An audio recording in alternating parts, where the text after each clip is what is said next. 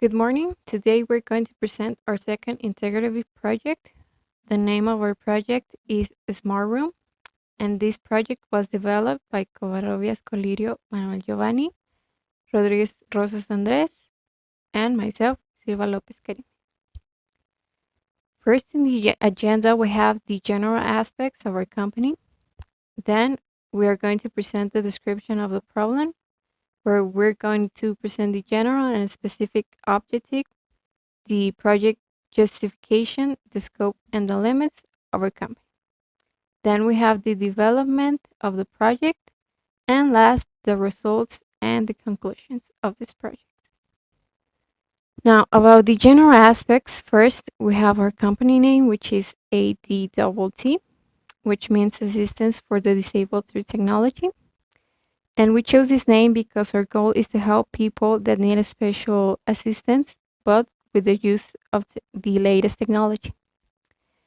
And our mission is to implement technology in everyday household objects to perform tasks that can be difficult for some people to do.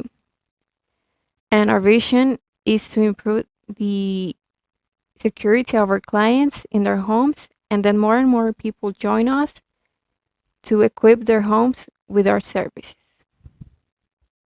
And in the assignment roles, we have first the product manager that was responsible for developing the electronic prototype. Then we have the Scrum Master that was responsible for development of the mobile app. And then we have the advisor that was responsible for developing the web application. Description of the problem. In the description of this problem, we have the general objective and the specific objectives. In the general objective, we optimize various electronic devices in order to increase quality of life of individuals. And the specific objectives, we're creating a smart environment with the integration of Google Assistant and various IoT components. With the IoT components, we can make some easier the life of some types of people that is difficult to make things that for the normal people it's easy or maybe it's common to do. With the integration of Google Assistant, we can make the orders to these components that it make some efficiency to do. Description of the problem. Justification. High quantity of people need a sterile and controlled household. This is the necessity of some time of people that inherently is not common and is not that us. So we need to think about it, and this is the aim that we do our project and our devices. The scope. Develop prototypes based on ideas and needs of the users. Um, with the prototypes that we think, we make a range of ideas to make the better prototype to our users, and this is the result about it. Limits. High cost in the moment of acquiring high-end components. We can see about the prices, and some devices are very expensive than others. So we can make a balance to make get a better price for our users. Hi, I'm Andres Rodriguez Rosas, and today I'll be talking about the development of our project, Smart Room. This is one of the most important phases since this is actually where all our time, our actual budget, and our effort came in. Now, as we go on to the next slide, we can see that we'll be talking about the development of the prototype. The prototype was actually made and actually designed by me. The thing we had in mind when we were trying to make this prototype work was the following. We wanted to make low-cost solutions in order to give solution to high-grade problems, and I am happy to inform that we actually made it. We use 3 fundamental components that are actually really affordable nowadays. For instance, we use Raspberry Pi, which is our primary computer. We use a component called Node MCU, and the most important and most awesome feature was that we used Google Assistant. Now, Google Assistant is a really, really fundamental part of this project, since Samsung phones are, well, Android phones are the most used in the world. A large amount of your population has access to Google Assistant. And even if you don't have an Android phone, you can buy a Google Home Mini, a Google Home, or a Google Hub. Now, in order to have a more complete and actual understanding about the topic, I'll be showing you the actual components we used. This little thing here is our actual Raspberry Pi. This is a computer that supports USB, Ethernet, can connect to Wi-Fi, and can connect to Bluetooth, and actually has an HDMI port to actually connect it to a monitor. We have our Node MCU, which is this little board that actually lets us understand and make the communication between our Raspberry Pi and our Google Assistant. And finally, in my personal case, I own a Google Home Mini, which will be the one that I will be using to explain the project. It's not necessary to have a Google Home Mini. We can actually use a Google Assistant that's in our phone. Now we'll see a really short video of how these three components actually work together. So please pay attention. Hey Google, turn LED on. Turning on LED. Hey Google, turn LED off. Turning LED off. Now I'm going to talk about the web app.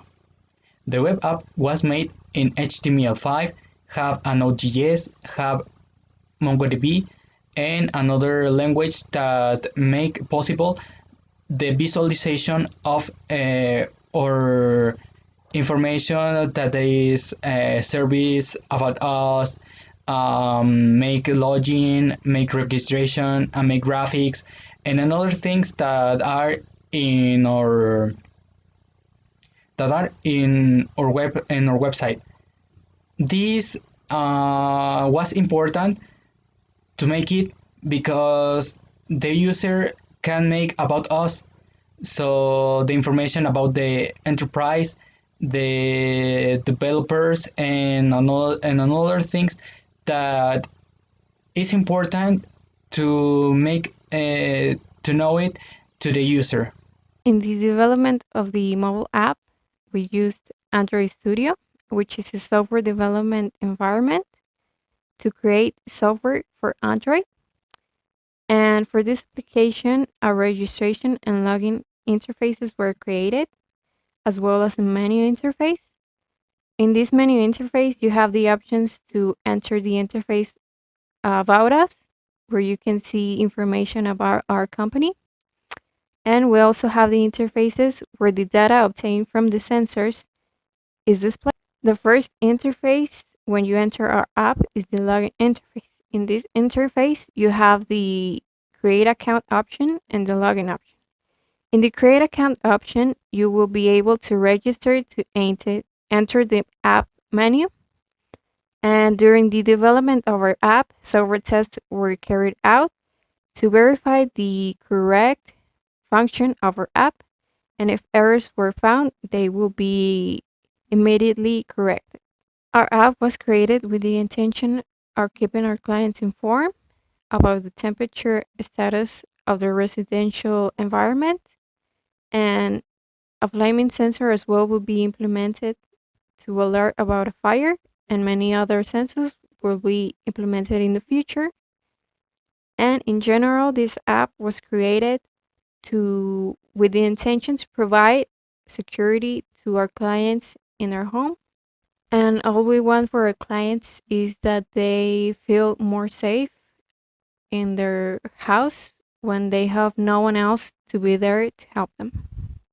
Now we're going to talk about the results. During the whole presentation, we saw what was made and how we made it, but we haven't shown how it actually works all together.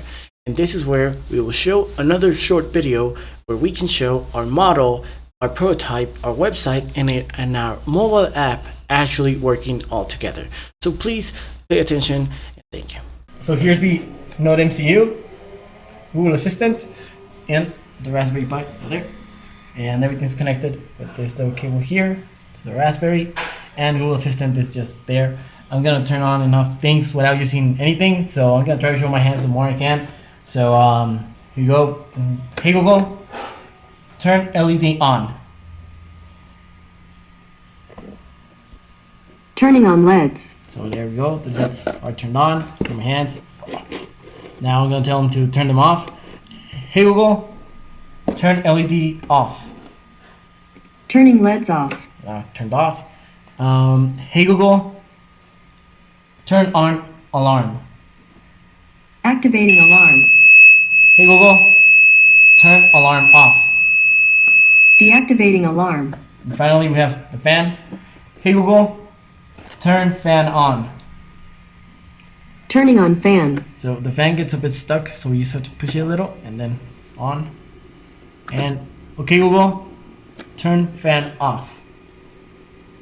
Turning fan off. And it starts turning off. Now when it comes down to the conclusions, I personally found this project extremely fun to make.